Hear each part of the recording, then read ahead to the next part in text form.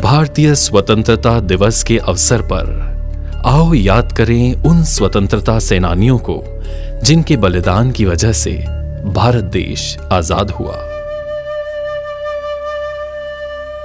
साल 1908 की बात है। महाराष्ट्र के एक छोटे से गांव महालुंगे पड़वाल में एक गरीब किसान के घर बाबू का जन्म हुआ। बड़े होकर बाबू ने बंबई की मिलों में मजदूरी करनी शुरू कर दी। उस वक्त के हर हिंदुस्तानी युवक की तरह वो भी गांधी जी के अहिंसा वाली बात मानते थे। मिलों में मजदूरी करते करते उन्होंने ये समझ लिया था कि विदेश से आने वाला कपड़ा हमारे देशवासियों के रोजगार पर बुरा असर कर रहा था। उन्हें ये पता था कि देश की आर्थिक प्रगति देश को आजादी जल्द दिला सकती है। देश को आजादी दिलाने का जज्बा बाबू के रग रग में इस कदर बस चुका था कि जब उनके भाई की शादी हो रही थी उस वक्त उन्हें भाई की खुशियों में शरीक होने से ज्यादा जरूरी क्रांतिकारी गतिविधियां लगी।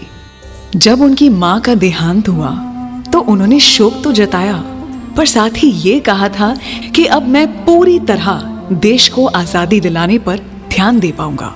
गांधी जी का स्वदेशी आंदोलन जोर पकड़ रहा था, जिसके कारणवश देश में एक ऐसी लहर थी जिससे हर बूढ़ा, बच्चा और जवान आंदोलन के साथ हो चुका था। बात है ऐसी ही एक रोज की, 12 दिसंबर 1930 की सुबह की, बंबई के कालबा देवी इलाके की, जहां अंग्रेजों का इंग्लैंड से लाया हुआ सामान आता था।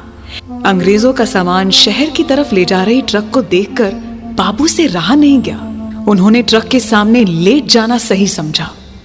ट्रक रुक गया।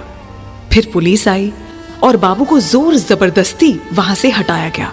बाबू ने उनसे हाथ छुड़ाया और फिर से आते हुए ट्रक के सामने लेट गए। ट्रक ड्राइवर बलबीर सिंह एक सच्चा हिंदुस्तानी था। जब अंग्रेजी सर्जेंट ने उसे ट्रक आगे ले जाने कहा तो उसने मना कर दिया, ये कहकर कि मैं एक हिंदुस्तानी हूं और वो भी एक हिंदुस्तानी है, मैं ट्रक आगे नहीं ले जाऊंगा। ब्रिटिश सर्जेंट ने बलबीर को ट्रक से धक्का दे दिया और गाड़ी आगे बढ़ाते हुए बाबू को ट्रक के नीचे कुचल दिया।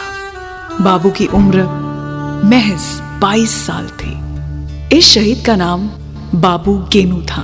बाबू गेनू जैसे लाखों स्वतंत्रता सेनानियों के बलिदान की वजह से भारत को आजादी मिली 1947 में। ऐसे सभी स्वतंत्रता सेनानियों को योर एफएम का सलाम।